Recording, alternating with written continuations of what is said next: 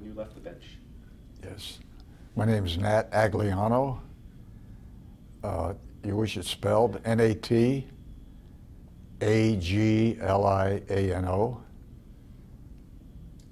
And your title when you were on the bench? I was when you retired. I was retired presiding justice of the 6th District. Excellent. And Justice McAdams, your turn. Richard McAdams, MC, ADAMS, and at the time of retirement, I was Associate Justice at the 6th District Court of Appeal. All right, we are ready to begin whenever you are. Well, good afternoon. My name is retired Justice Richard McAdams, and it's my pleasure today to interview retired Presiding Justice Nat Agliano from the 6th District Court of Appeal. And we're going to talk a bit about your legal career, your personal life, and some thoughts along the way, and maybe a few cases here and there, but mainly just to have a chance for people to really appreciate who you are and appreciate you, because as I left the 6th District this morning, I was reminded by people there how well loved you were during your time there and still well loved to this day. But my first question to you is, I was reading a biography that said that you had, and this is the Daily Journal some years ago, said that you fell into a legal career almost by accident. Yes. And I can't help but ask you about that. We wouldn't be here today, I guess. What happened? Well, it just goes to show you that you can establish goals and really never get there, because something else comes up in the interim that sidetracks you. I had just graduated from Cal at Berkeley. I was getting ready to go into the service. I'd been drafted. And by happenstance, I ran across a friend of mine, and we chatted about what we were going to do. We had both just graduated. He said he was thinking of applying at Boalt Hall, the law school at Berkeley. And I said, really? He said, yeah, why don't you take a walk? So I walked with him to the law school. Never before did I even imagine the possibility of going to law school. So while he went to the desk to get his application, I saw a door. It had the words moot court inscribed over it, and I opened the door and looked in, and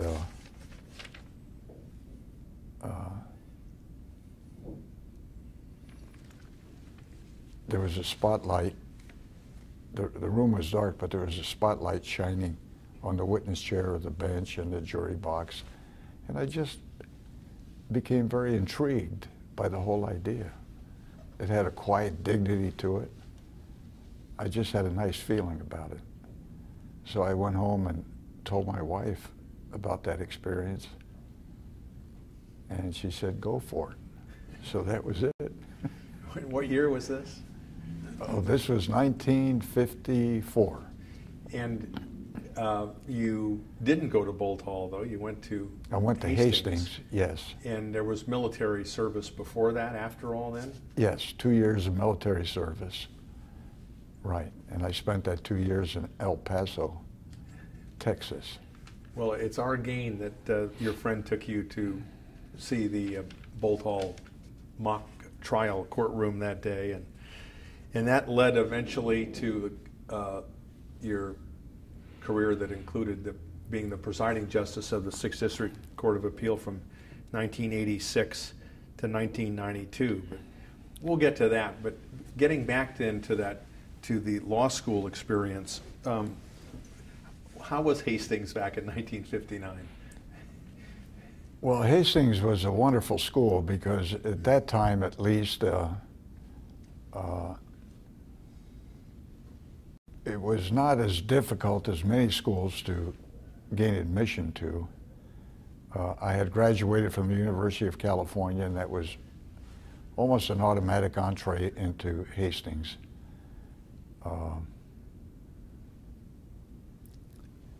I remember the Dean Snodgrass, coming out and introducing himself. Yes, he had the visor. The green eye shade. Yes. And he said, we've never really been able to figure out what type of background is helpful in the study of law. And he said if we had to guess about it, he thought that a mathematics background would be most helpful. And at that point, you know, all of us looked at each other and wondered whether we should stay a minute longer, you know. But as it turned out, it was a wonderful experience. It was difficult at first. Well, you know how it goes until you establish a routine for studying and understanding the process. But it was a wonderful thing. You enjoyed it all in all. Did you have any law-related jobs while you were at Hastings before graduation? Not at all. Not at all. And you were married when you were at Hastings? Yes. Lil and I had just been married right before I went into the service. And no, in fact, my first law-related job was immediately upon graduation when I applied for a job in the Attorney General's office, and I began work there. In San Francisco? In San Francisco. And how long? Well, it was San Francisco at the very beginning, and then it was an immediate assignment in Sacramento in the criminal division. How many years were you with the AG's office? 3 years. And the kind of work that you did there? It was exclusively criminal law. In fact, when I accepted the job, when I applied and was fortunate to be accepted, I really didn't know what I'd be doing. You might recall from law school that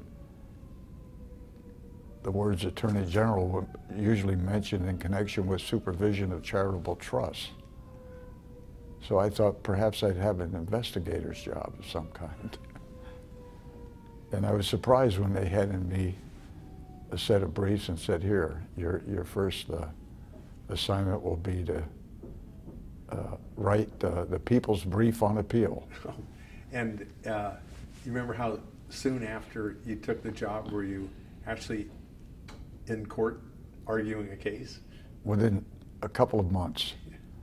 And my first appearance was in the Court of Appeal to argue that case in the appellate court. San Francisco or Sacramento? In Sacramento. Okay. Yeah. And do you remember what the case was by chance? We're supposed to always remember our first court appearances, but it was a search and seizure. Oh, you do remember? Case. Okay. I do remember that. For some reason, I knew you'd probably remember what it was. Do you remember if the people prevailed in that case? Well, that was the thing about you know, if you needed a boost in your attitude, especially on appeal, the people prevailed almost 90% of the time. And I always thought it would have been truly difficult to be on the other side, to be on the defense side all the time. In all your time at the AG's office, were you handling appellate cases? I was, but after about a year, then they sent me out to some of the northern counties to assist the district attorneys that needed assistance. And my first assignment of that nature was to Plumas County, where I helped a DA, and we tried a first-degree murder case, along with a few other cases and preliminary hearings. It was a great experience. Would you move up there during the trial? Would you have to pack your bags and go? Well, it was Sunday night up to Plumas County, stay there the entire week, come back on Friday evening. And then the next assignment that was for an extended period of time was in Lassen County in Susanville. And I tried a grand theft conspiracy case that arose out of the construction of the prison in Lassen County.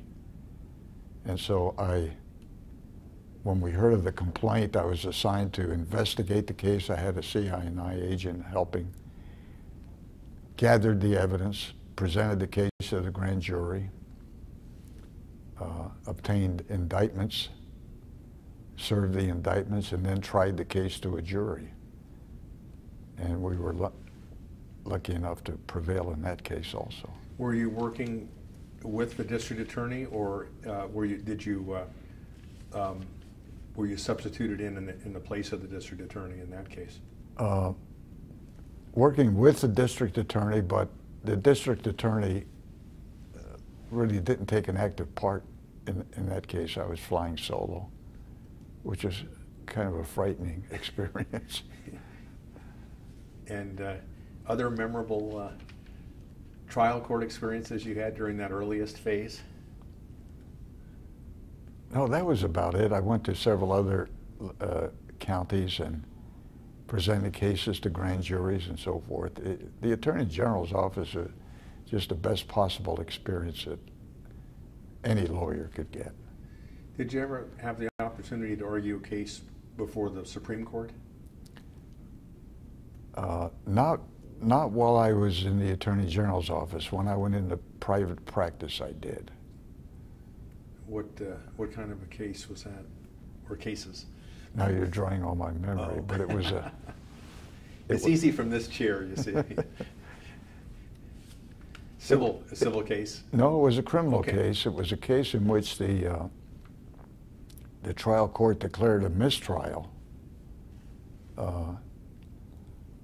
But it was right before the case went to the jury.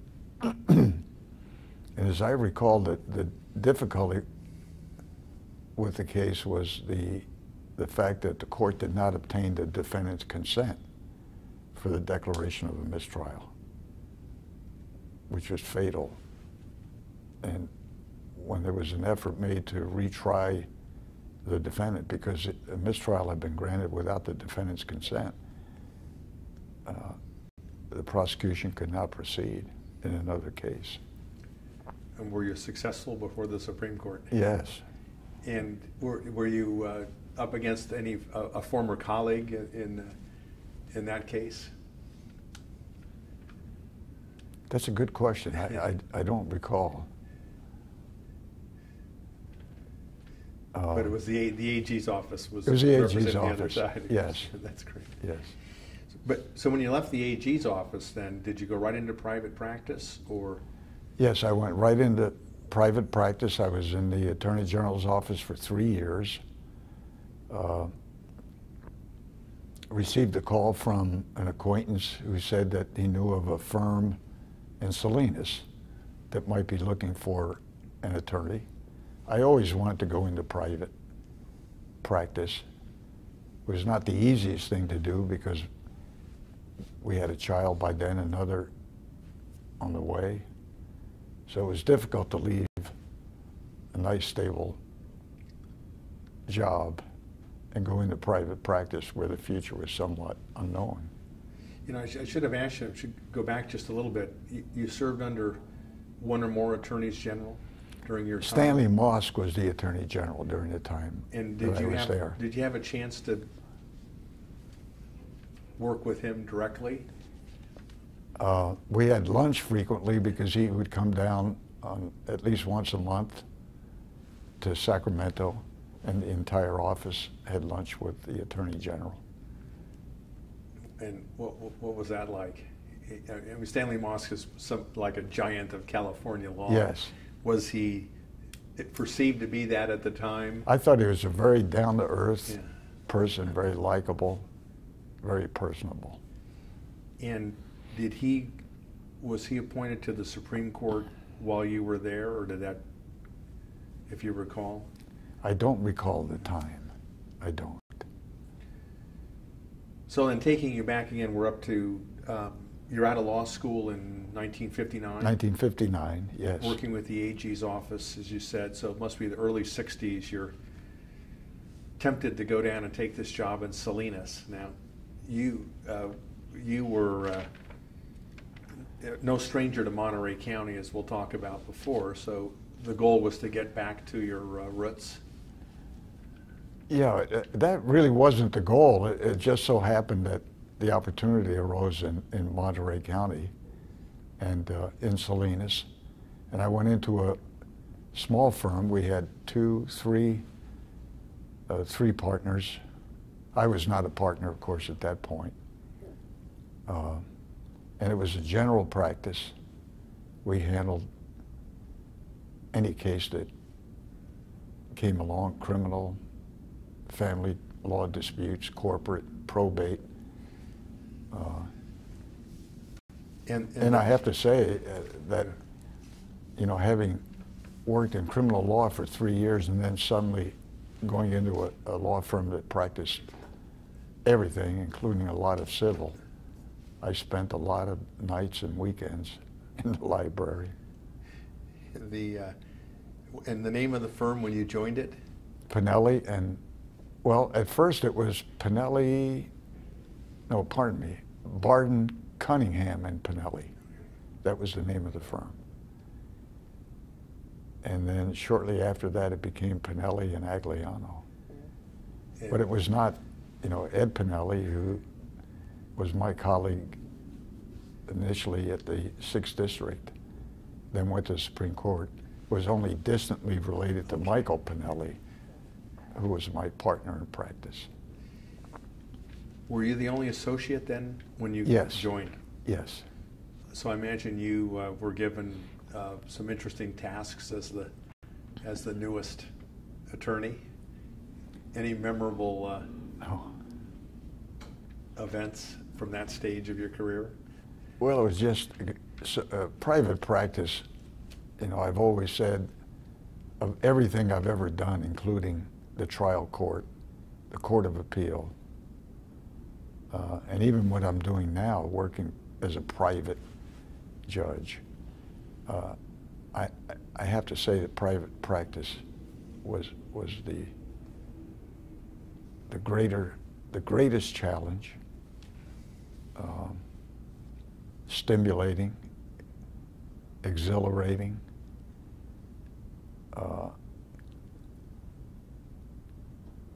You were subject to great highs and great lows, depending on the outcome of a case from day to day.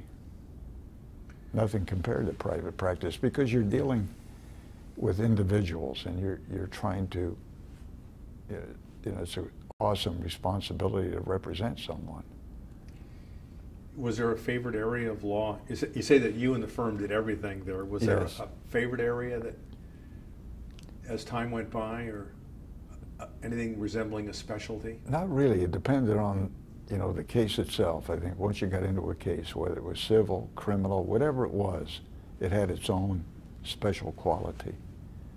So I could never say I preferred one type of case over another. Did the practice take you to other counties or to federal courts? No, it was primarily confined to Monterey County, cases in the Monterey court. Monterey had branch courts in Salinas and Monterey, and then throughout the valley, the Salinas Valley.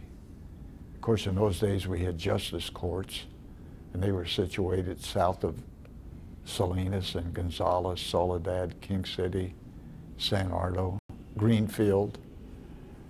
There was a justice court in Pacific Grove, as I recall, and then, of course, the municipal courts in one division in Monterey and one in Salinas. Now, did you ever appear in the justice court down in San Ardo? I never had that privilege, but I understand that they were exciting times for some attorneys that appeared there. There are stories that come out. We'll save that for another. Tell me one. No, I just Old West, I guess, is Old people West. describe it as the Old West. Exactly. Okay. During that time, we're in the 60s. Had you thought about becoming a judge? No. So I was in practice from, yes, in the early 60s. Throughout, private practice was we were doing better and better each year. I enjoyed it very, very much. I really didn't give it much thought.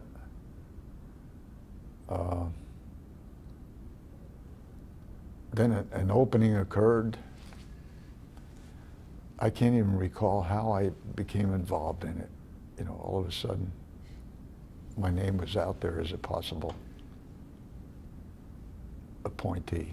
So I have it in 1971, you're appointed to the municipal court.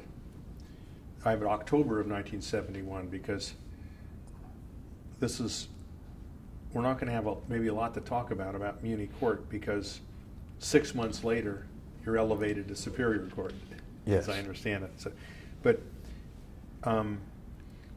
was there somebody encouraged you to apply? Obviously, somebody put your name to the then Governor Reagan. Yes. And you remember anything about that appointment process? Not really. It's you know, it was a matter of seeking out support and so forth from different quarters. But there was not, as I look back on that particular appointment, there was not a great deal involved, at least in my estimation, in terms of political activity. I never viewed it that way. And I always thought that the governor at that time was primarily looking for merit. Maybe that was selfish. Well, and people talk about that as being a different time. If we compare it to now with the Jenny Commission and all the process, the application process, and the time that it takes, it was a different world for those of us appointed back in the 70s, I think, for yes, compared to that. But you go to the Muni Court in October, and then March of 1972, you're elevated. The Muni Court, I must say, although often thought of as handling misdemeanor criminal matters and small claims, we did have many very, very interesting issues. I recall one in particular involved the constitutionality of a parking ordinance. And so, you know, we had a smattering of constitutional law, which was interesting. Do you remember how you ruled on this great constitutional question? I believe I upheld the Salinas City parking ordinance. They're still talking about it down there, I think. How was it that it was such a short stint on municipal court?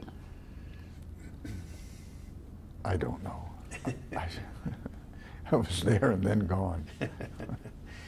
The March of 1972, you joined the Superior Court of Monterey County. And how many judges did you have at the time? I was appointed to the 5th Department.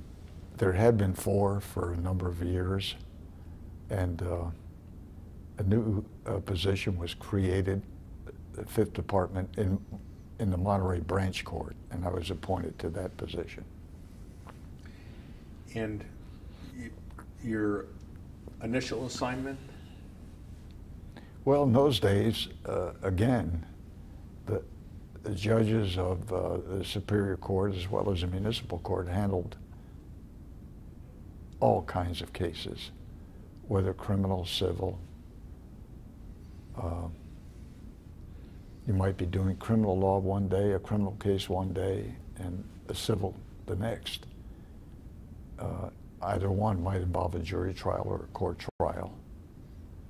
And it was very, very interesting.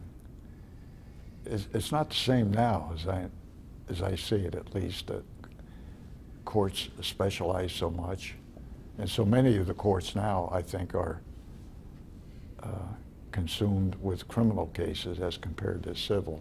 As I remember in those days, the allocation was probably something like 55 to 45, criminal versus civil. Now I understand that it's probably more like 70-30 in favor of criminal versus civil. And during your tenure there, until you went to the appellate court, then you handled every kind of case, I take it. Yes, yes. Was there a favorite, the area of, or a favorite type of case at the time? No, I really can't say there was a favorite type of case. They were all favorites. They all had their interesting aspects to them. Now, even small claims. Okay. They were all interesting. I mean, all of us who've been trial court judges at some stage of our career have many accumulated memories of the cases that came before it. But any particular, I want to ask you about one in particular, because people always associate you with the case involving the Oakland Raiders and eminent domain, one of the more unusual cases probably that came along. Can you tell us about that case and how you came to be involved in it in Monterey County? Well, it came to Monterey County because the law required a change of venue because it involved the city of Oakland, and I can't recall whether it was statutory or otherwise, but it had to be moved out of Alameda County. I don't know what the process was. The presiding judge of the court probably knew better than I at the time, but it got to Monterey County in any event. Monterey County received many cases on change of venue in those days. We even had one case involving a criminal matter that involved the Symbionese Liberation Army. This is the Russell Little People versus case. Russell Little. It had been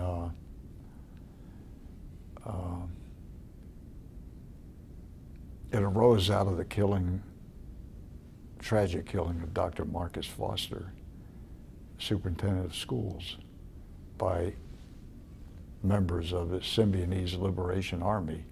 This was also a case coming out of Alameda County. Came out of Alameda County, but it was first tried in Sacramento County. There were two defendants, Russell Little, and the co-defendant was, his last name was Ramiro. The jury returned a verdict in that case, but because of the sequence of the verdicts, the Ramiro case was affirmed on appeal, but the Little case was reversed, Russell Little. And when it came on for retrial, it was, for some reason, it was transferred out of Sacramento County to Monterey County. And I had that case also at trial. That was very interesting case. But getting back to the Raiders case, that's where we started. Let's talk about the Symbionese Liberation Army case, and we can come back to the Oakland Raiders. They'll still be there. What were some memories of that? Well, you never know if they'll still be there. I'll look at my, that's true. For the team, we don't know that, but our discussion of it will always be there, let's say. But the so-called SLA case, what are some memories of that one?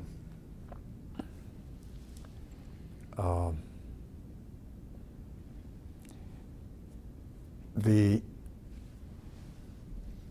attorneys were very good on both sides, prosecution and the defense. The defense attorneys were, I believe, Tony Serra and Russell Hanlon, both very, very experienced.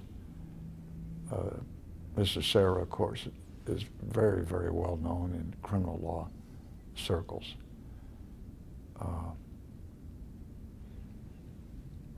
The jury found Russell Little not guilty.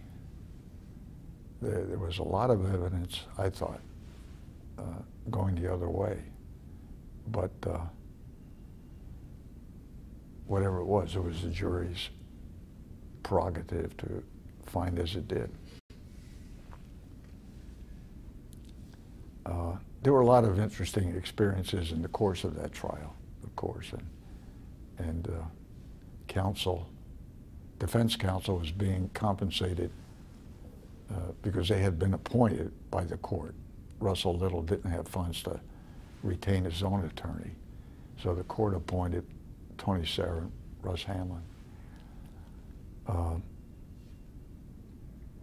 At least 2 or 3 times in the course of trial, counsel said, well, we're not being compensated. Our paychecks have not arrived. And threatened not to show up the next day. So that became a point of contention. And all I could do is say, I'll see you tomorrow, gentlemen. And they'd arrive on time. Well, there was a lot of media attention in that particular case. This is before the era of television cameras in the courtroom, I gather, where there's like sketch artists or other media attention, or were there any demonstrations or? No. No, the case, I think it was, you know, considering the nature of the case and so forth, from that standpoint, I think it was rather low-key. It was tried in that tone. Now, on the other hand, we had another case that was transferred. It was not transferred, but it was People versus Inez Garcia. I don't know whether you heard of that matter, but that case had a lot of notoriety. It was retried. I had it upon retrial because the appellate court reversed it the first time around because of an instruction given by the court at the time. I don't know whether you remember that instruction. It's interesting because the court gave the standard instruction on reasonable doubt. You know, it's been given in the same words historically. At the end of the court's instruction on reasonable doubt, the court added about 7 to 10 words and said, let me tell you what reasonable doubt really means. You weigh one side as against the other and thereby determine wherein lies the truth. Well, you know, that applies a standard of something like preponderance of the evidence. Sounds like reversal. And it was reversed and then came back for retrial. But it involved, the case involved a feminist movement, and it drew a lot of people to the courtroom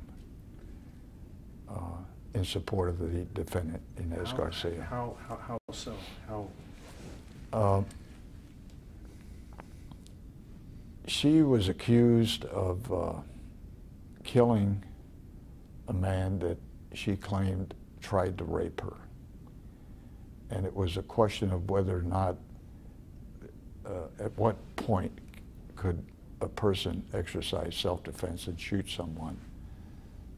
At what point had the assault become so aggravated that the right to kill existed? That was primarily the issue in the case, and there was a lot of feminist support for it. Didn't have to progress very far before a woman had the right to take that kind of measure. And again, she was really well represented by counsel from, I think, Alameda County. And the result, the jury verdict in that Not case? guilty. Oakland Raiders case? Back to the Oakland Raiders that. case. Well, that was a court trial, and the issue was whether or not the city of Oakland had the right to exercise the power of eminent domain to acquire a National Football League franchise. The essential issue in the case was whether or not taking of the Oakland Raiders constituted a public use, whether or not it was for a public use, and that was the issue in the case. When I first decided it, the appellate court immediately sent it back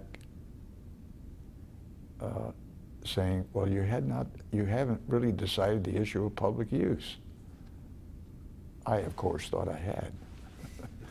But it went, we had further hearing on the case, and it was finally affirmed on appeal on an issue that the parties really didn't pay much attention to. But it was an issue in the case, and we made findings on it and so forth, and that was that a taking by the city of Oakland would interfere with the with commerce on the theory that the National Football League was a business engaged in interstate commerce. And so the taking of one component of that interstate business would interfere with the operation of the National Football League. And that was the theory on which the case was affirmed on appeal and all the way up to the United States Supreme Court.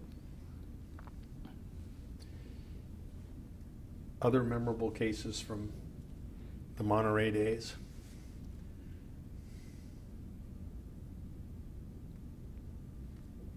Well, if I had some more time to think about it, I probably would. If you do, those are three, I think, stunning examples of the kind of work that you were doing. That here you are in a relatively small county, yes, and yet handling major events, many transferred from other jurisdictions. So, in this time period, getting into towards 1980 and the early 1980s. There is the movement to establish a court of appeal here in San Jose. And eventually you become part of the first panel, and you helped create the 6th District. But how did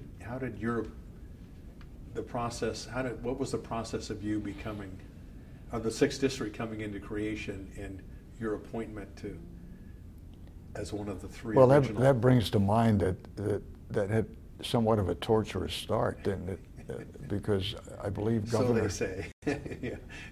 Governor Brown made 3 appointments to the court, and then there was a controversial hearing before the commission that was to confirm those appointments, and I believe because the court had not existed, it didn't have a presiding justice at the time who ordinarily would have been a member of that panel, and so it was the Chief Justice and the governor, or no, pardon me, the Attorney General, who was Duke Magian, and he refused to confirm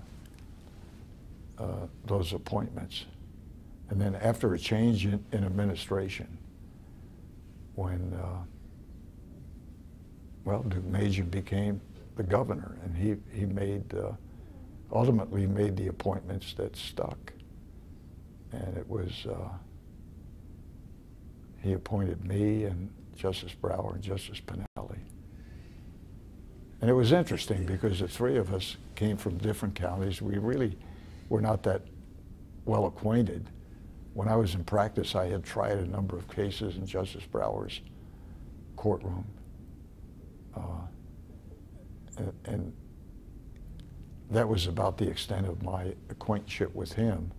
I really didn't know Justice Pinelli that well, but I have to say that when we began working together, we really were very, very collegial, worked hard together. It was very interesting. At some point, you know that there's going to be a vacancy.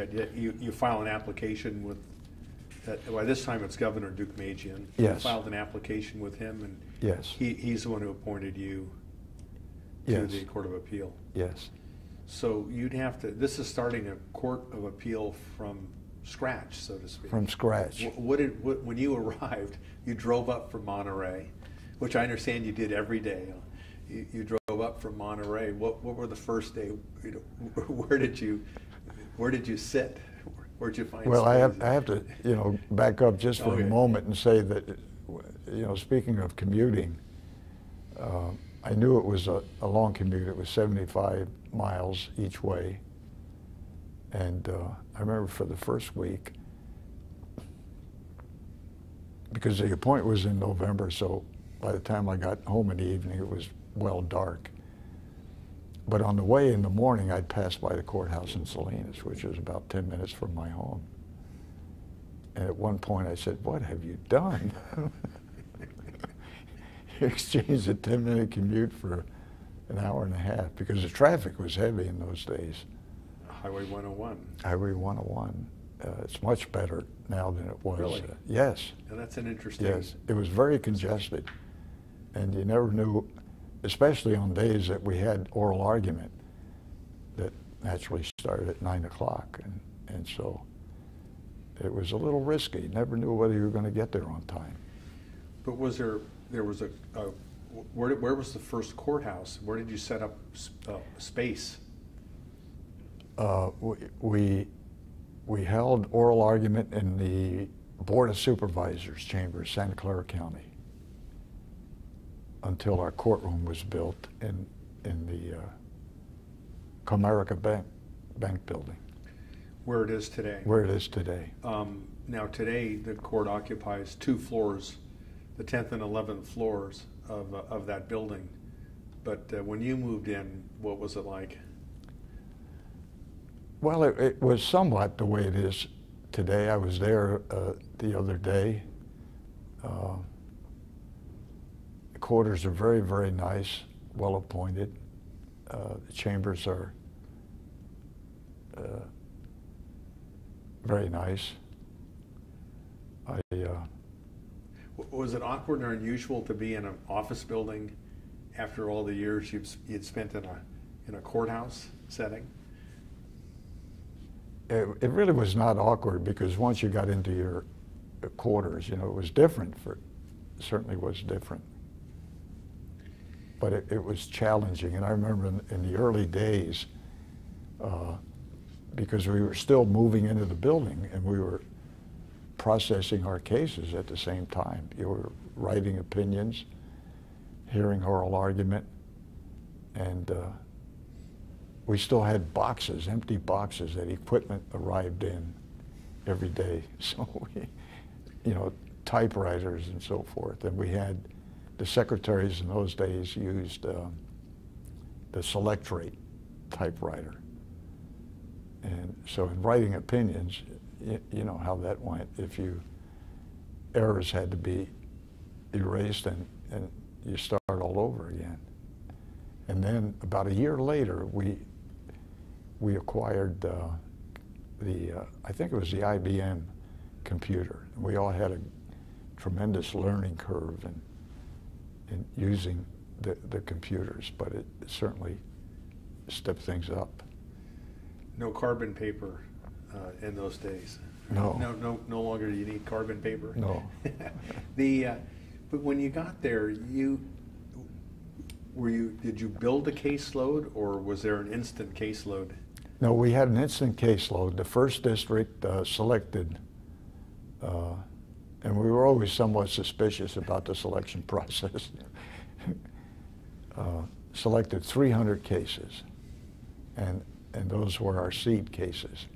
And we began parceling them out. And the 3 of you? The 3 of us. Each of you got 100 cases? No, we didn't do it that way, no. The 300 cases were always part of the inventory. Okay. But we would, as I recall, we would assign 3 cases for each of us each week. We would confer on those cases, and then we would begin working, drafting the opinion, even before the final argument, which surprised me, to be honest with you. I thought, it didn't seem right that we would begin drafting the final opinion before the final argument. But I soon came to learn that this was the process that was used historically, and it was a good process, as long as we kept an open mind and were ready to change even a tentative decision based upon what we heard in argument.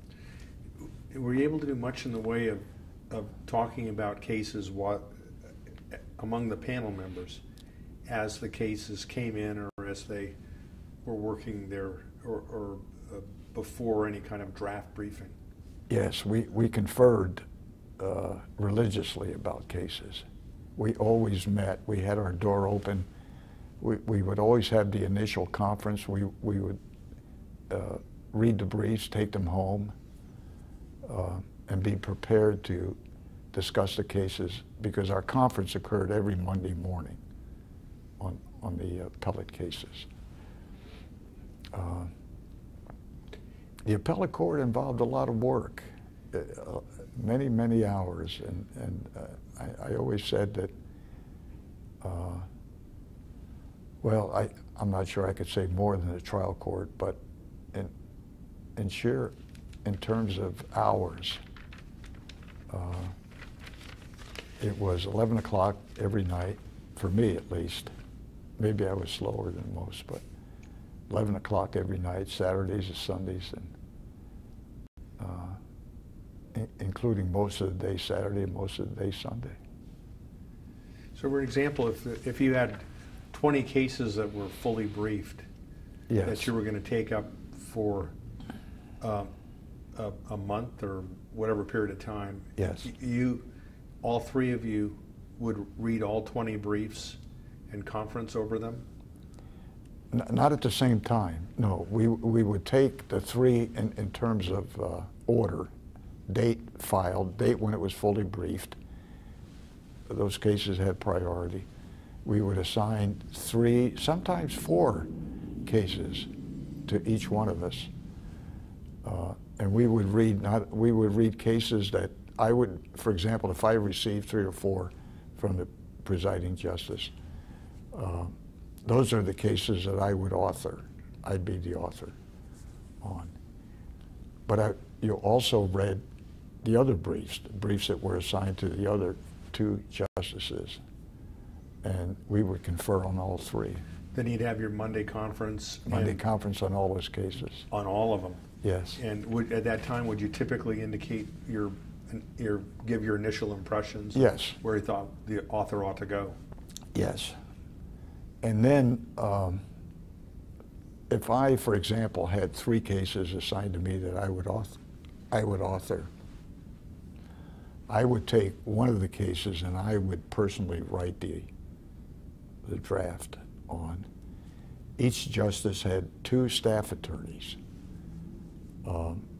And with the other 2 cases I had, I would assign one each to the staff attorneys that worked with me. And we would discuss it. I would indicate our tentative feeling about the case. They would research it and begin writing the draft accordingly. But you would take one of them and do it yourself? I always had a case going on my own, yes. And that means the record, the briefs? Yes. Yes. Were you able to keep that up during your entire career at the appellate court? Yes.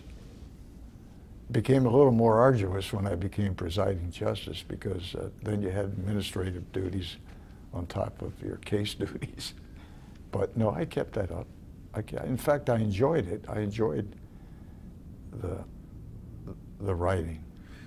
When the 3 of you were there, just the 3 of you, was that the practice of the other chambers as well, that they would write maybe not 1 out of 3 the way that you did, but would handle cases themselves without the assistance of a research attorney?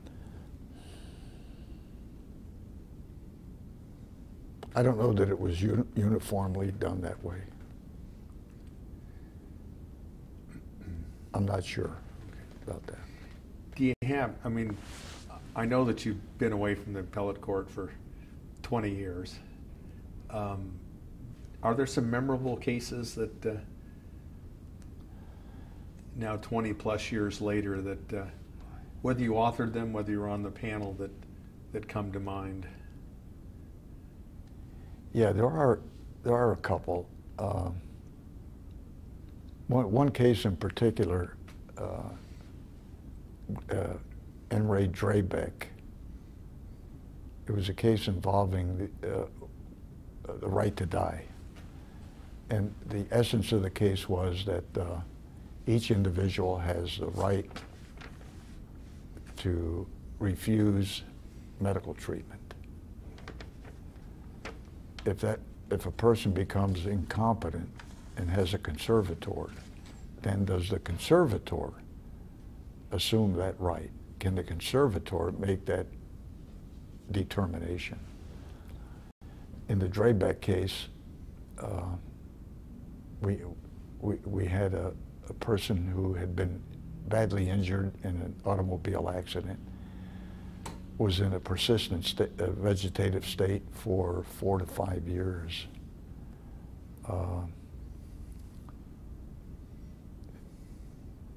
His brain was found to still be intact, but he could not speak. He could not eat on his own.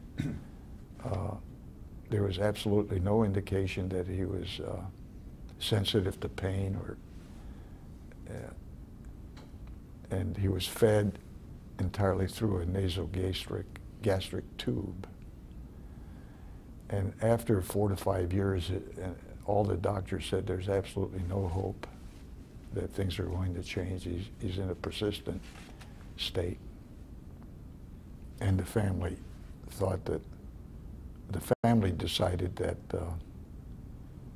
he himself, Mr. Draybeck, had he been able to make the decision, would not want to remain in that state.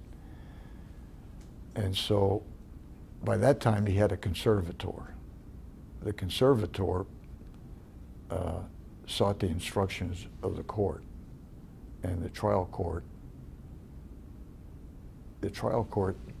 appointed a public defender to represent Mr. Draybeck himself, even though he had a conservator. The public defender at the trial court level decided, in accordance with the family's wishes, that the conservator could make the decision to withdraw life-sustaining measures. The trial court decided otherwise and ordered that the conservator could not order the withdrawal of this treatment. And the conservator appealed. It came up to the 6th District. We appointed the state public defender to represent the individual at that point. It was one of the most difficult decisions to write. But we finally decided, and the opinion was unanimous, that the conservator, exercising sound discretion with the advice of unanimous medical opinion that there was no hope of recovery, that the conservator had the power, and it was a statutory power, in fact, in the probate code, to order the withdrawal of the life-sustaining measures. That was the outcome of the case. Truly life or death issues. Yeah, we worked hard on that case. Yeah. Other cases that come to mind? Well, I served on the California Supreme Court on several cases.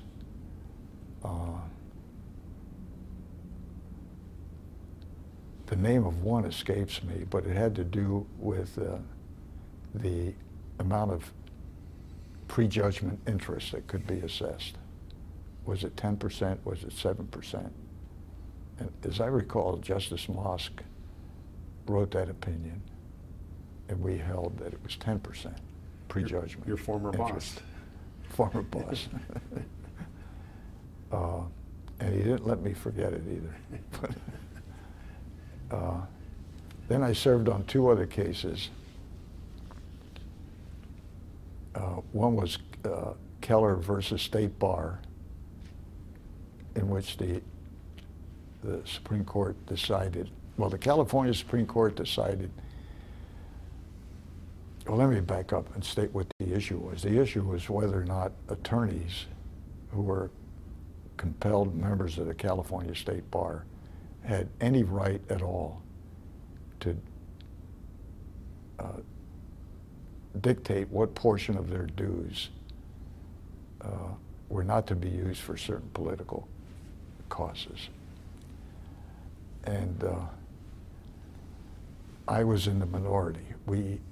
I and two other justices of the court then dissented. The majority held that the state bar was a governmental agency, that dues that were paid by members of the state bar were more like taxes that citizens pay. And citizens who pay taxes can't say, we want our taxes used in one way or another specifically. Then it went to the U.S. Supreme Court. The U.S. Supreme Court decided no, the state bar is a governmental agency in some ways, but the pivotal point in the case that distinguished it from a regular governmental agency was the fact that attorneys are compelled, members of the bar, and they're compelled to pay dues. And that made it more like the union cases where members of a union who are required to pay dues can indicate that they don't want their dues or portions of it used in certain ways. That was Keller versus State Bar. So the U.S. Supreme Court agreed with you? Agreed with the minority, with the dissenting judges of the California Supreme Court. I'm sorry, you were in the majority in that case? No, I was in the minority. You were? That's what I thought. At odds with your former boss, or was he part of the dissent also? He was not on the court at that time, as I remember. Okay. I was trying to recall who. I think Justice Eagleson may have been the chief. And then there was one other case that I served on in the California Supreme Court.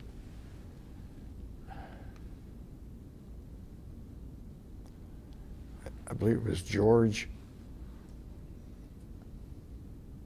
Avakavrian or something like that versus the Agricultural Labor Relations Board. And the issue there was whether or not an employer who refused to bargain with a union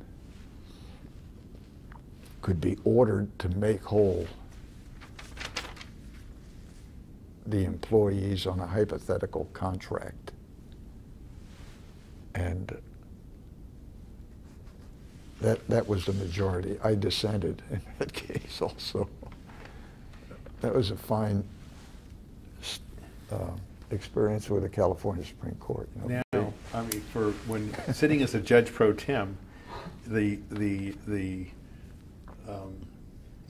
are many who would say that the pro tem judges do not dissent in the case. No, you get to have you ever call your shot the way you see it. Have you ever been? Has anybody ever pointed out to you that you dissented not just once but twice while sitting up at the Supreme Court? I pointed out to myself more than anything. You may have a record of some sort there. We'll let others look at it.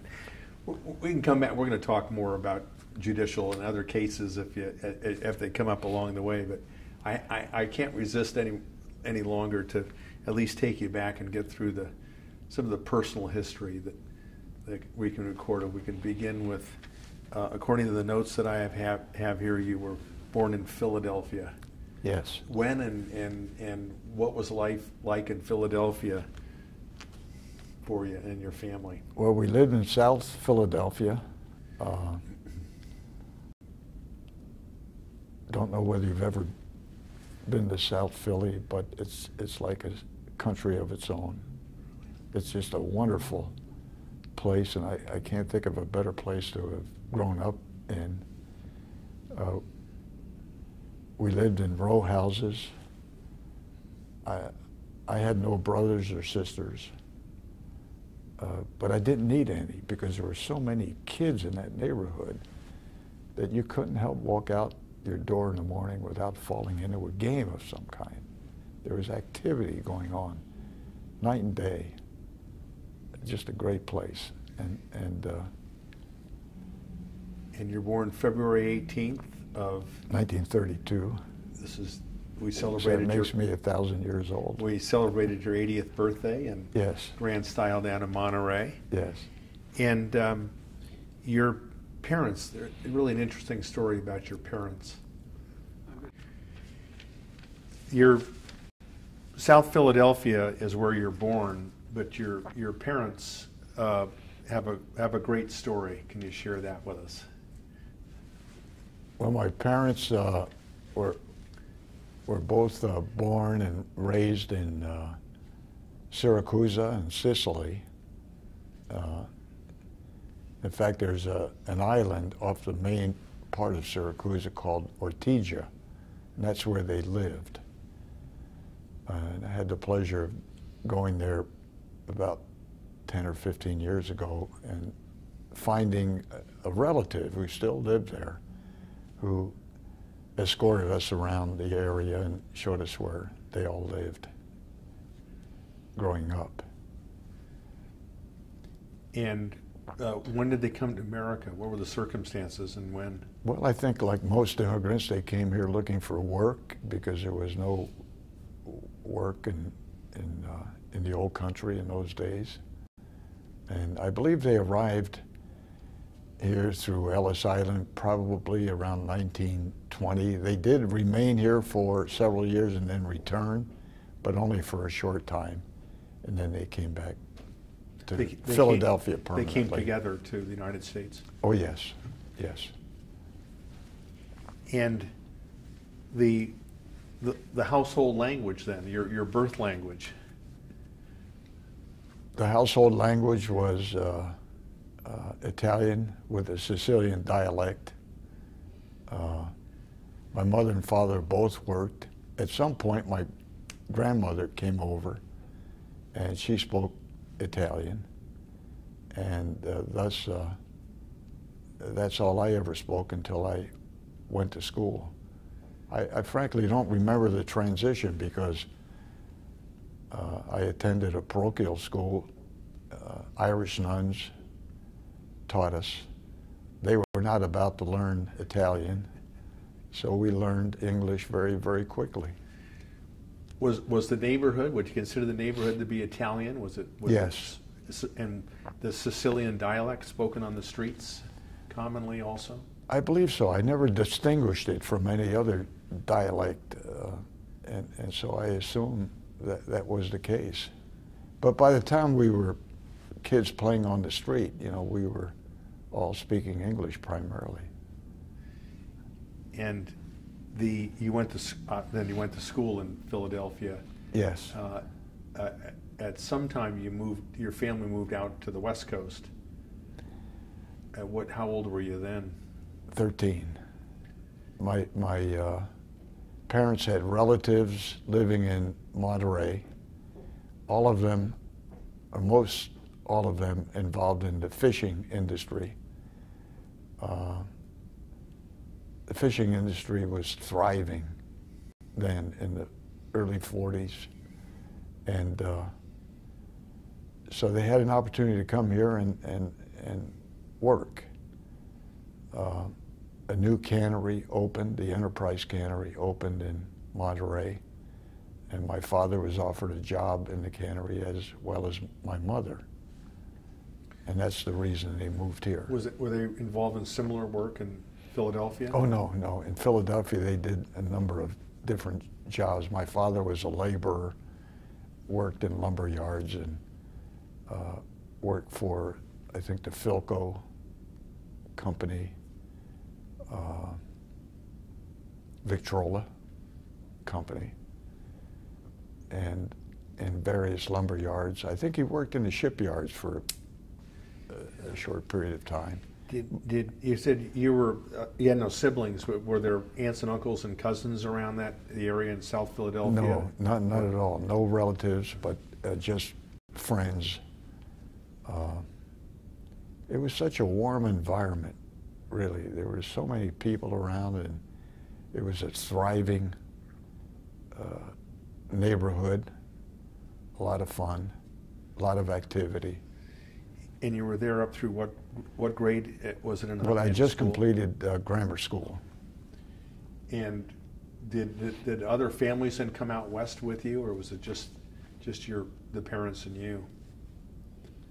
That was it. And my grandmother, of course, she moved out with us.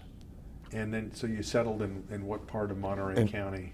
Just in Monterey itself. We lived in downtown Monterey for about a year.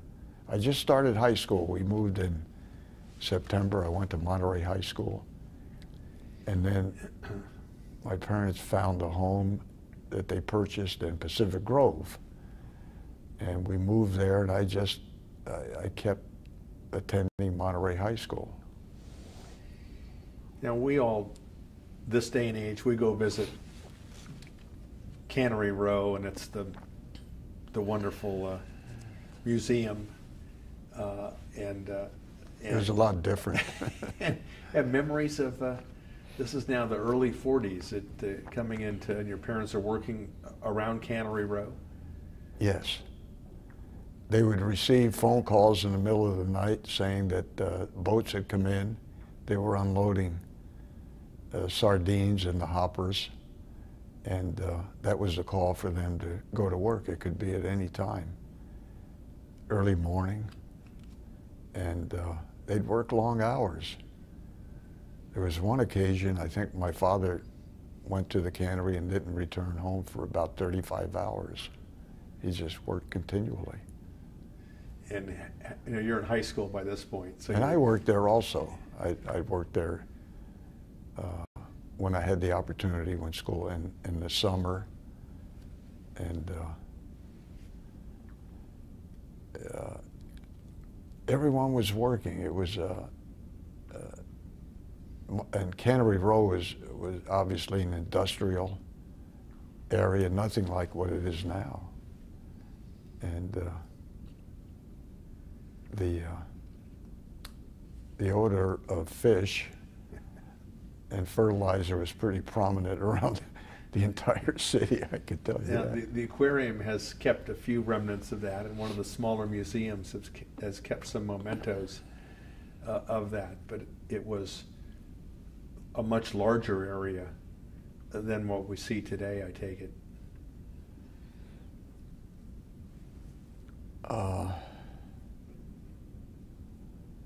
I think the size is about the same. I don't think that's changed, at least in my recollection. Okay. Yeah. The other summer jobs you had that before or during college that are of interest? I always had a job. I mean, it was just a given. You know, I think starting at age 10, where my father took me down to the corner grocer in Philadelphia and indentured me to the owner. And I worked in that store after school and Saturdays for about a year and a half to 2 years until we moved to California. These are Depression years. These are. Well, that would have been 1930. 1940, 1941, Okay. right around that time. And then I always worked. I mean, through high school, had jobs working on the wharf, working in the retail market, selling fish at retail.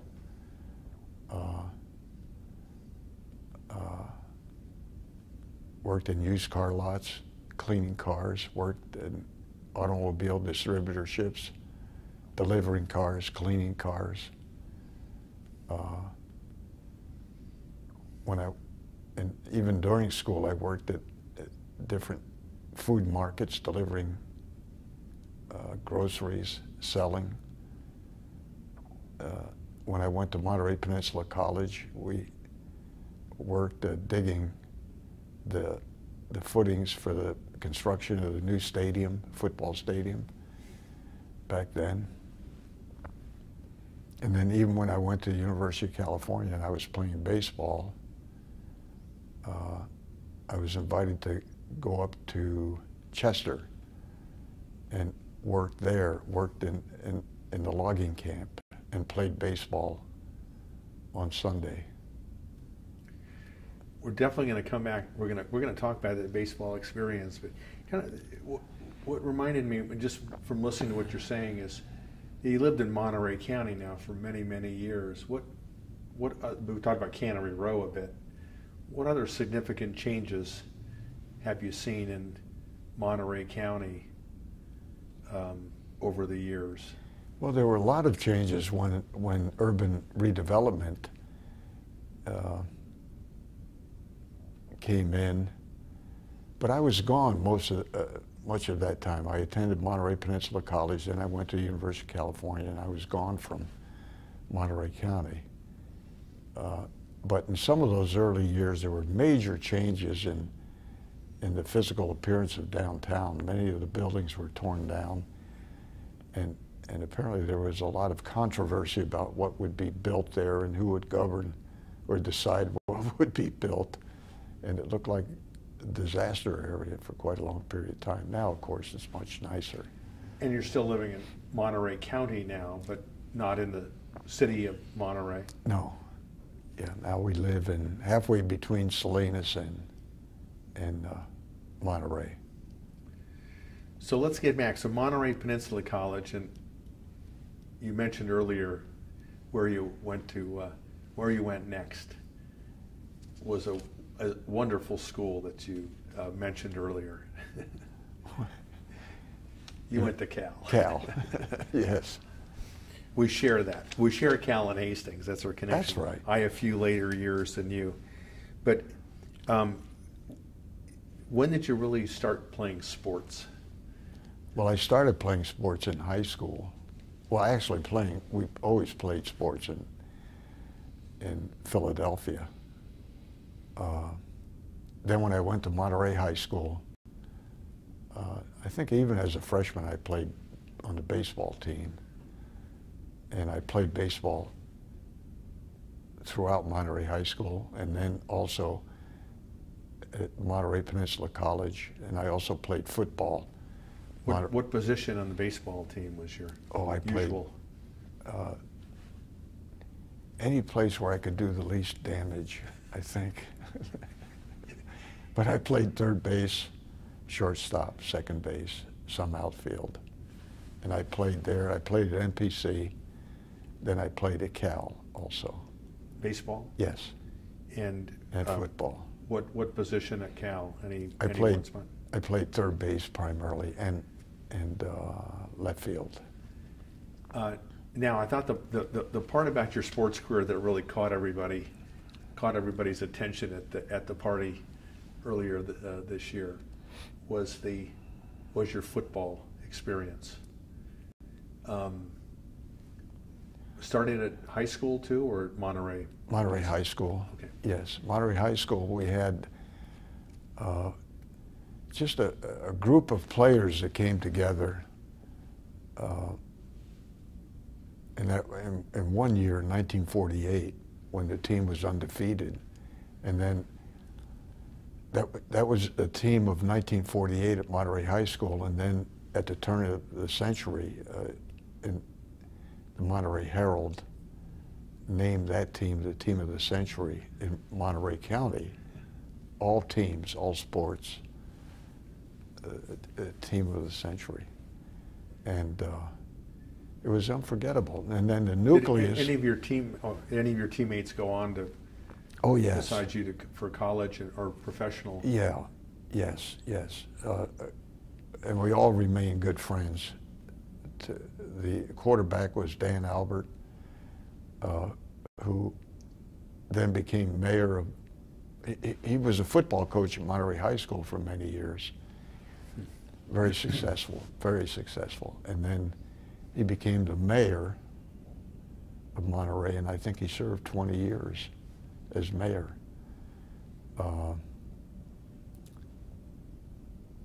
Vince Majorana, who was the center on our team, went on and became a starting guard at Cal later, and a football coach.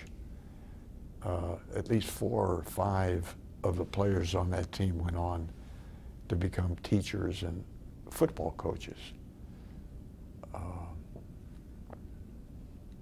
John Anastasia was a fullback on that team. He probably one of the really, and I think I'm not exaggerating, but I think one of the truly great football minds. He coached at West Point, at Virginia, at New Mexico. And I've heard him and Dan Albert debate football for hours.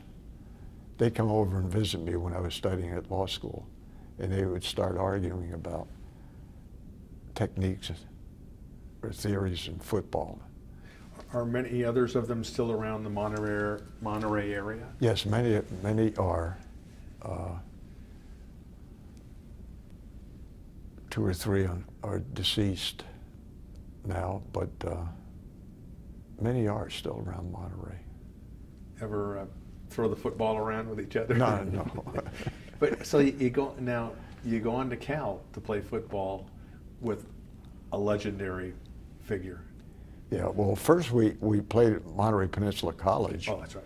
And then our second year we won the championship and played for the Northern California Championship. But we lost that game up in Santa Rosa. Were many of the same teammates from the high school Yes. went on with you to MPC? Yes. It was the nucleus of that team that eventually came together in our second year at MPC when we won the championship. And then from there I went to Cal and played baseball at Cal, and I won my letter at playing baseball. I went out for football almost foolishly because I was too small, really, but it was a lot of fun. Well, in this day and age of the size of football players, they probably wouldn't put either of us in the category of pick us out as football players, but the coach at the time that you went up Pappy there, Waldorf was the coach at Cal. So you actually went for tryouts there, or? No, I just walked on. They handed out uniforms. I thought I was in pretty good shape because I'd worked out all summer knowing I was going to go out for football. And I ran, and on the first day of practice, we had one-on-one or 1 against 2 in the line, and I happened to be placed against Matt Hazeltine, who then, and Les Richter, who went on to become Pro Bowl players. Matt Hazeltine played for the 49ers and Les Richter for the Rams. And I had rented a small apartment right across from Edwards Field where we practiced. And the next morning after the first day of practice, I woke up and I couldn't move. I couldn't get out of bed for a solid day because I was so sore from football practice. On the third day, I finally managed to make it up the training table at Bowles Hall. You know where that was, up on the hill. That's where we were fed. But I managed to last that season. And did you get in any games? I suited up for one varsity game. Oh, I played a lot of JV games. We played a lot of good teams. Fort Ord had All-American former football players. We played military teams. We played other JV teams, Stanford JVs, and I remember one Stanford. We played Stanford, and I played opposite Larry Crosby, Bing Crosby's son, who was a big, husky, tough guy. And so the encounters with Pappy Waldorf, any stories that we can add? Any Pappy Waldorf stories? Yeah, after a couple of days of practice, as I described, you know, I realized that I was up against, I was weighing then about 160 to 165, eating everything I could get into me. And after a chalk talk, I went to Pappy and said, Pappy, I don't think I'm big enough to play in the line. you know, I was playing linebacker and guard on offense. And I said, would it be possible for me to play in the backfield? I'd like to give that a try. I might be more effective. And he said, have you ever played in the backfield before? And I said, no. He said, why don't you just stay where you are? I've heard you described as scrappy, as a scrappy football player. Any response to that? No. No. Now, you don't play football anymore, but I know that you play golf now. I play golf. Yeah, I love golf. Other sports? Well, I haven't skied years? for a while, but I skied every year for, you know, quite a long time. When Lil and I first met at Berkeley, we'd go skiing we'd leave on either Saturday morning or Sunday morning, drive up to Soda Springs, ski all day and drive home. That was, in those days, 4.5 to 5 hours each way. Oh, yeah.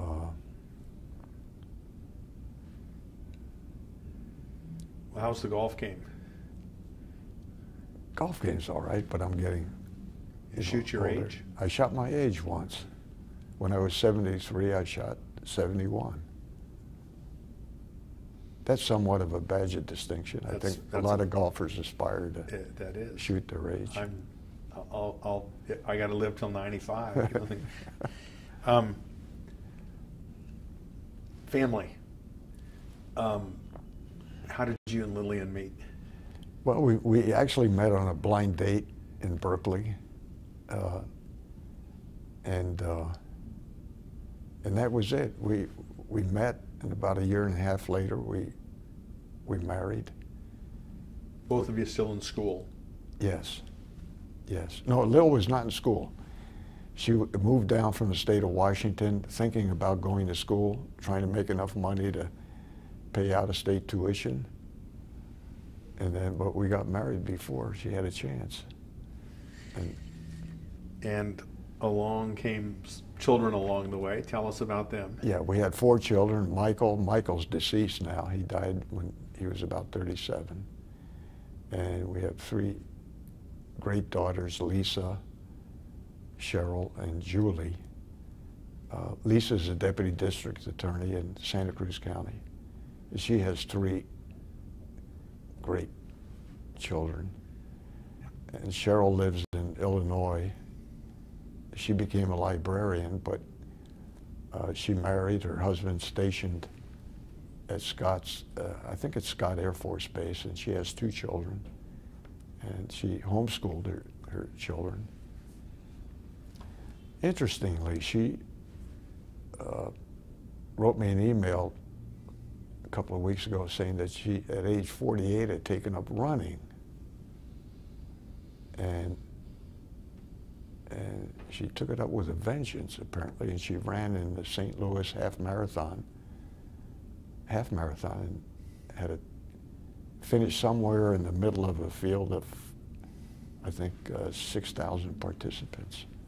And then Julie, our youngest, lives in Pacific Grove, and she is the assistant finance director of Monterey, the city of Monterey. Children? No. Does she have? She has no children, no. And Lisa's 3 children are how old now? Well, Annika's 21, and she, because I remember when or 20. Lisa's children were born. When she, That's when right. She was in the courts in Santa Cruz, of course, That's including right. my court. But That's right. so that tells me how time flies. The Yeah. oldest is 21. And she went to the University of Oregon. Gosh. And she went out for it apparently is a fairly new sport now. It's played somewhat nationwide. It's acrobatics and tumbling. Oregon's had very good teams. This year, they won the national championship in that sport. It's synchronized acrobatics and tumbling. But she told me recently that it's just it takes 3 to 4 hours of practice every day, and in her major, she thinks she better stick to academics. Like at some point, you made the decision not to pursue a baseball career? Did you play all 4 years at Cal, by the way, or? Yeah, no, I played 2 years and then I was injured. And but when I was at Monterey Peninsula College, there was a local, or the Cincinnati Reds had a farm team that was working out in Monterey. So I quit school to try out. It lasted about a month. And they said, you know, you really would make a far better student than a baseball player. So this is your oldest grandchild then, who seems to have come to the same conclusion? Annika? Yes. Yeah, no, she's a good athlete. I think I don't know whether she'll continue with that or not. And they're all good athletes. Sonia is a wonderful athlete and a wonderful young woman. Another one of Lisa's children? Yes. How old is she? She is probably 18, and she's going to attend Santa Barbara City College. And then Lena is a sophomore. They all played soccer. They're all good athletes, great kids. And Cheryl's children? Cheryl's children were homeschooled.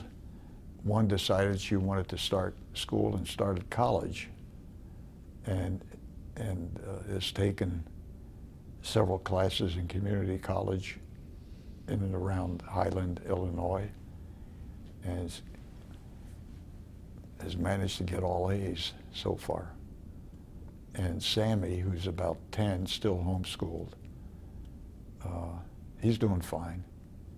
I got to get him to play golf. So I heard 4 granddaughters, 1 grandson? Yes. Okay. Yes.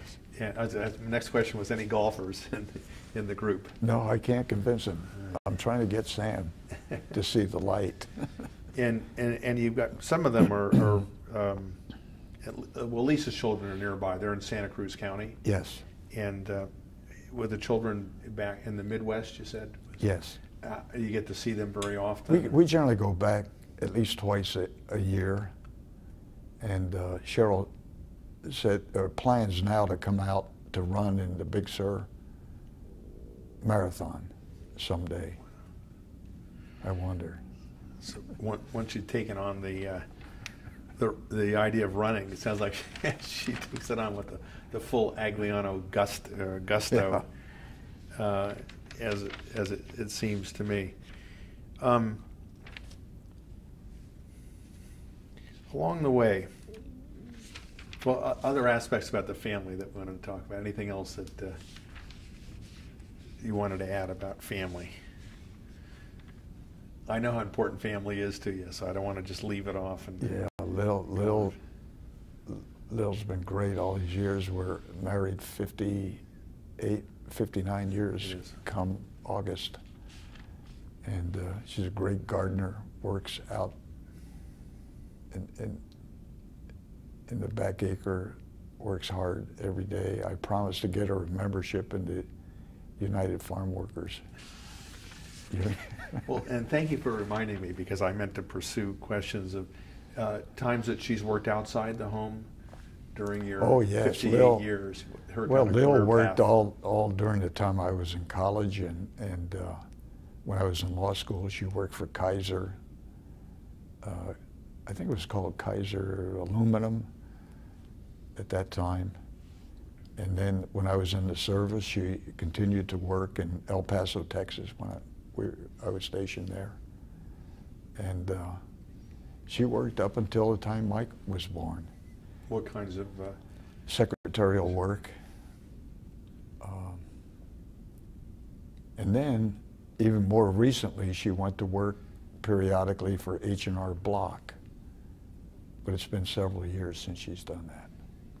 Other attorneys in the family besides Lisa? Not that I know of. And do you ever think of having an attorney daughter myself? Did you ever think of going into practice together or something? Yeah, for about 30 seconds. Okay. About seemed like the time that Emily and I considered it as well. I think we try to remain friends. And the secret, a 58-year marriage and still running, any secrets that you can convey to posterity here of such a wonderfully, No, you might have blissfully to- lengthy marriage that you care to put on the record? Yeah, I think it's probably due to Lil. You'd have to ask her. We'll put an addendum on this to see. Your family sounds very close. Yeah. For sure. Getting back to legal career and the life in the court and everything like that, was there any along the way? Was there sort of what I think about is like the best advice that you received along the way during your legal and your legal career, including your judicial career, and along the lines of mentors, helpful people who were helpful to you along the way?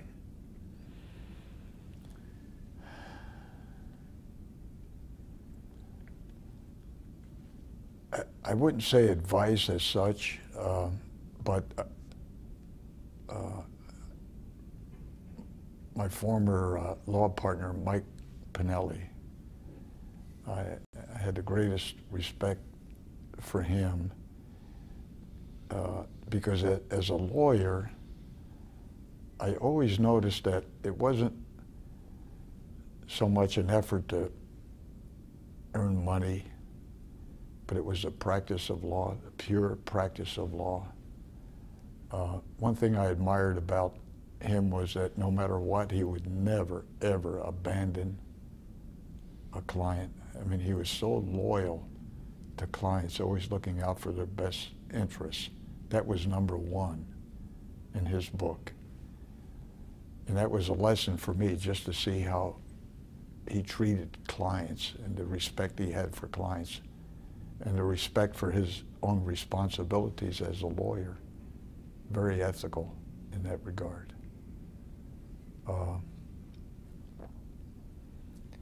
You're a very humble person, was an excellent trial lawyer, had great imagination as a trial lawyer. I don't think he even appreciated how good he was. So if I had to, think of someone that taught me along the way, it would be him. And then when I went on the bench, I had great colleagues in the trial court.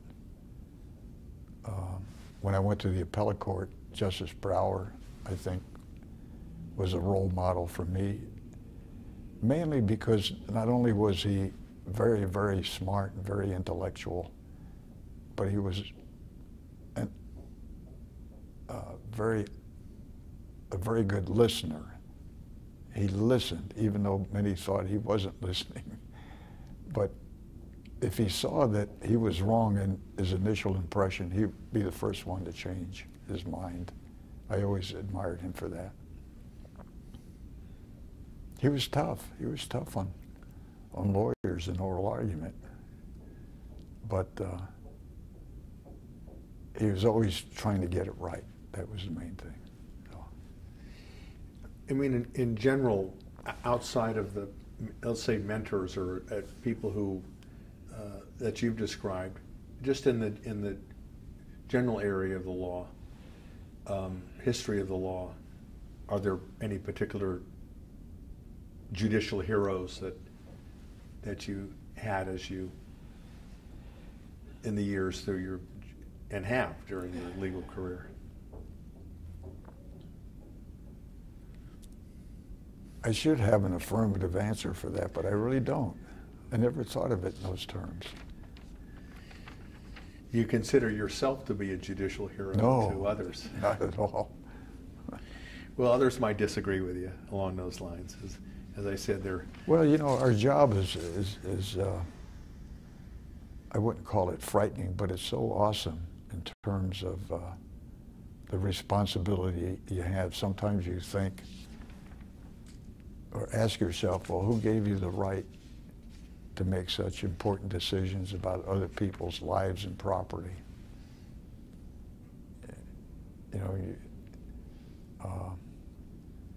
So it's not a job you could take.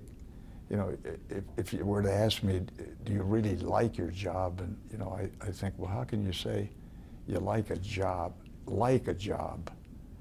when it has such heavy and awesome obligations and responsibilities? It's challenging, interesting.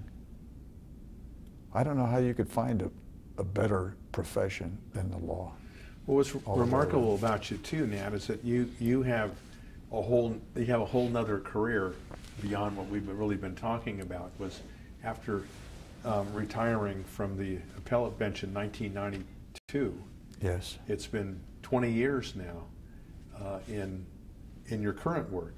You're one of the pioneers. I and others consider you to be one of the pioneers of alternative dispute resolution in the private arena. So I don't want to leave without talking about this period of a remarkable career. Well, you know, from the standpoint of your personal activity and your personal life, I don't think anything better could have come along than what we're doing now, private arbitration and mediation. Again, it's so interesting. It's an opportunity to continue working. It has the same obligations and responsibilities as we had on the trial bench in the appellate court and as a lawyer before that. I never thought that the system would get to a point where the private judging aspect would be so prominent in it. You know, I've often thought about the fact that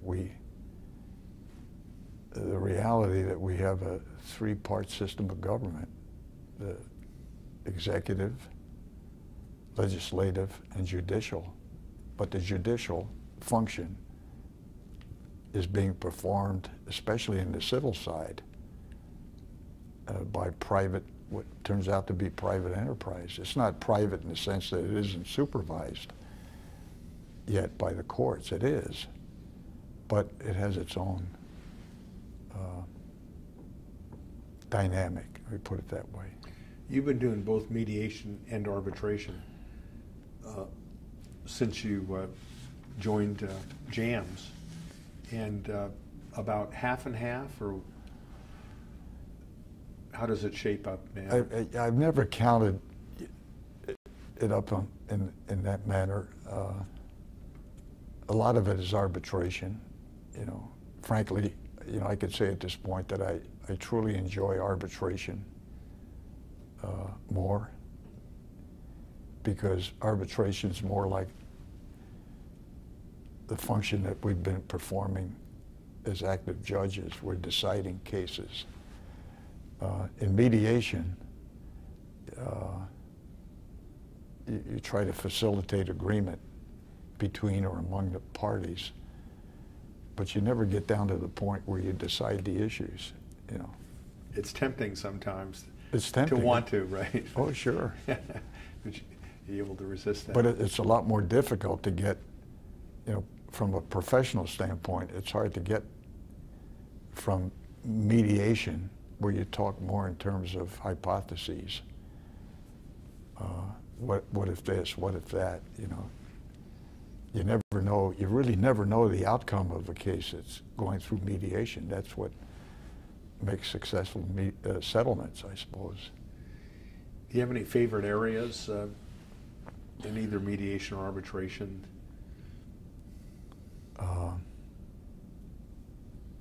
You mean favorite areas in the law? Of law, yes. Not really.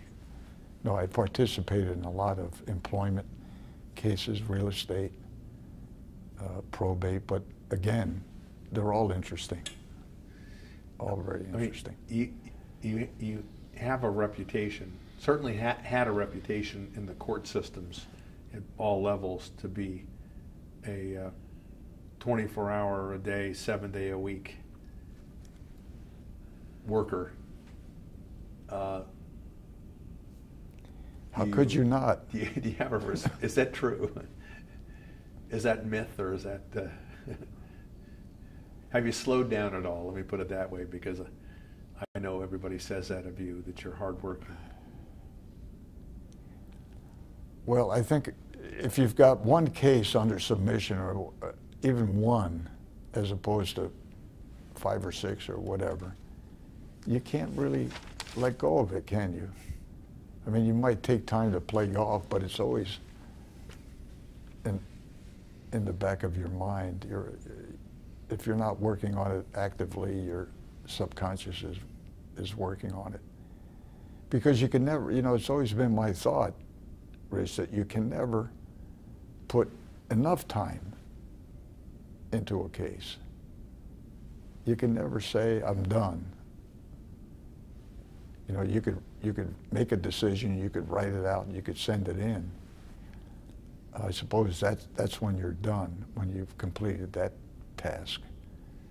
But otherwise, they're just, the responsibility is just too great to ever say, I'm through with it. You know, you could really never get to that point.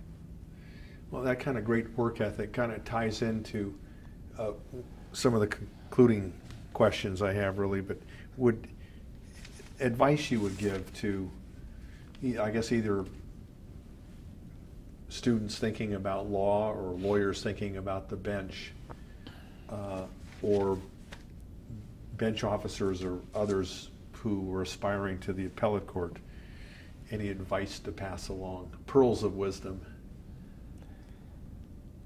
Well, I would always say to a young person thinking about a profession or occupation that, in my mind, I know this is selfish perhaps, but, and I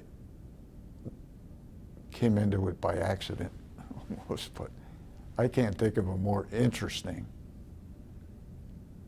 life than to be a lawyer at any point, whether it's in practice, whether it's in government law, private practice, whether it's on the bench as a judge, at any level, trial court, because you're dealing with subject matter that runs the gamut of human activity from A to Z. I can't think of any other profession that gives one the opportunity to deal with every aspect of human endeavor as the law does. So what more can you ask for in life? Well, I mean, you have many more years of private judging and all the activities we've talked about, but I think, as we always ask in these interviews, is kind of in wrapping things up, is how would you like to be remembered as lawyer, judge, justice, private mediator, arbitrator, father, grandfather, husband? Well, I hope nobody ever has to remember me. I don't know the answer to that question. I really don't, you know.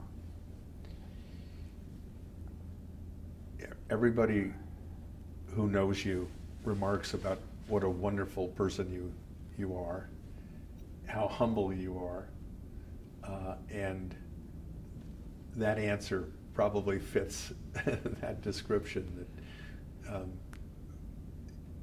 those who think about you, for example, after your years on the appellate court, thinking back to how they remember you, as I was reminded again as recently as this morning of just a wonderful, wonderful person, a favorite of a whole bunch of people.